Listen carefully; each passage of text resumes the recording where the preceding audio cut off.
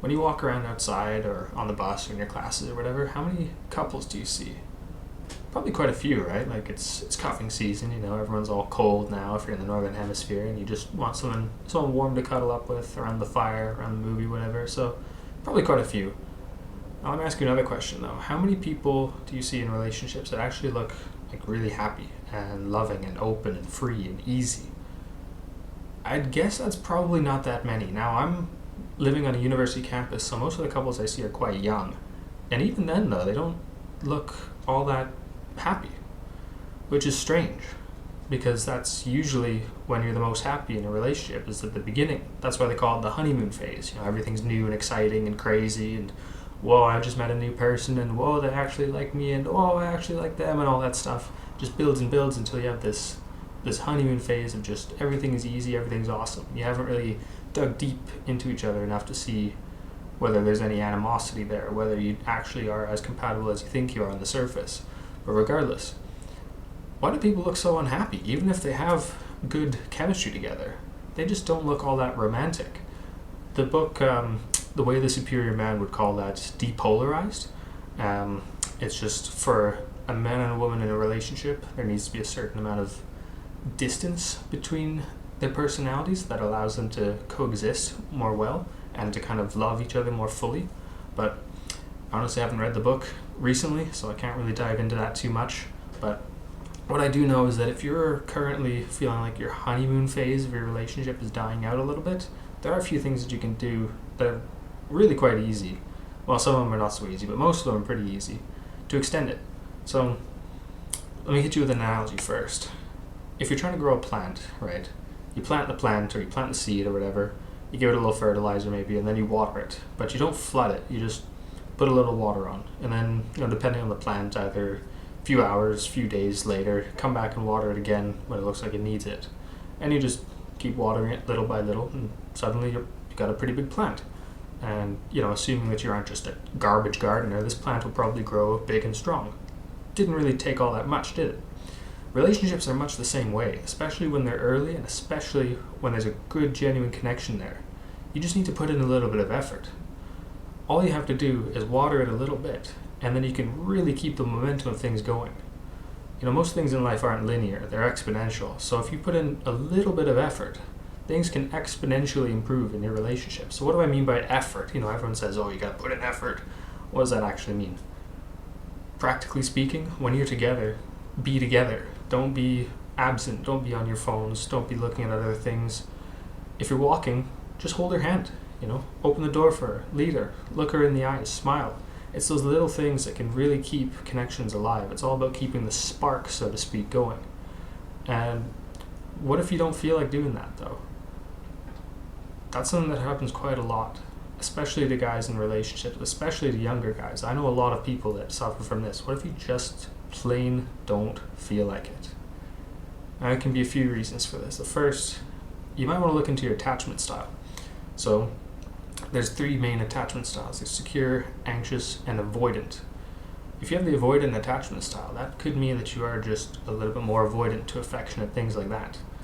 And depending on the attachment style of your partner, that can be really, really detrimental for your relationship.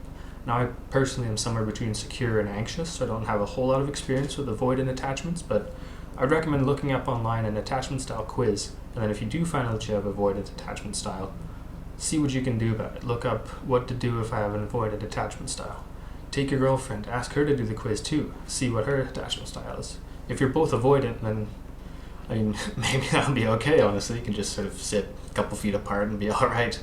But if you're avoidant, for example, and she's anxious, in that she really wants that connection, and it makes her even anxious to not have it, but you don't necessarily want to be that physical with them, then that's going to cause some issues that you might have to work out. So it's really important to know that, and it's really, really important for you to know the style of your partner as well. Could also be, though, that you just don't really feel fulfilled in the relationship. Now, this is unfortunately fairly common, especially the younger that you are, because you're still experimenting with what you even want out of a relationship.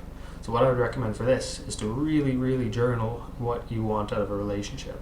Not what you just want on the surface, but what you actually want. It's like everyone will write that they want someone who's attractive. Of course, like why?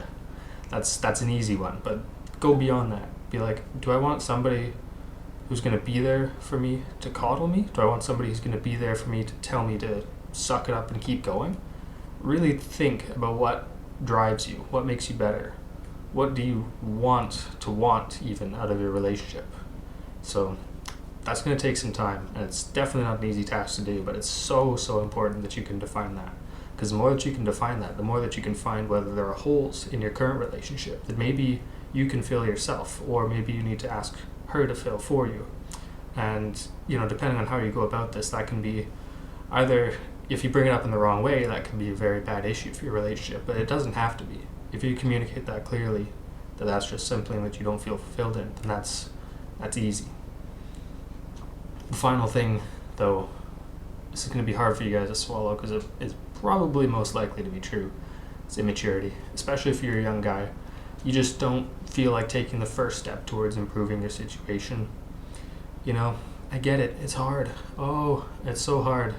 When you feel like you don't want to hold someone's hand and you see that hand there and you just don't hold it, it feels so much easier, right? But let me ask you this, is that worth having your relationship slowly decline? They say that people don't really maintain in life. You either improve or you decline. It's a bit like inflation, right? Like money barely stays worth the same amount over time. It either inflates, which means that your money becomes worth less, or it will deflate. Pretty uncommon in economics, but whatever. Besides the point. Is it worth the relationship deflation, so to speak? I would argue probably not. And so if you're not mature enough to make that decision to say, okay, even though in this very moment I don't quite feel like reaching out and grabbing her hand, I probably should. Because once you grab it, what's she going to do? If she's truly in love with you, she's going to look at you and smile right in your eyes. Are you really not going to like that? I bet you will. So it's just a matter of taking that first step.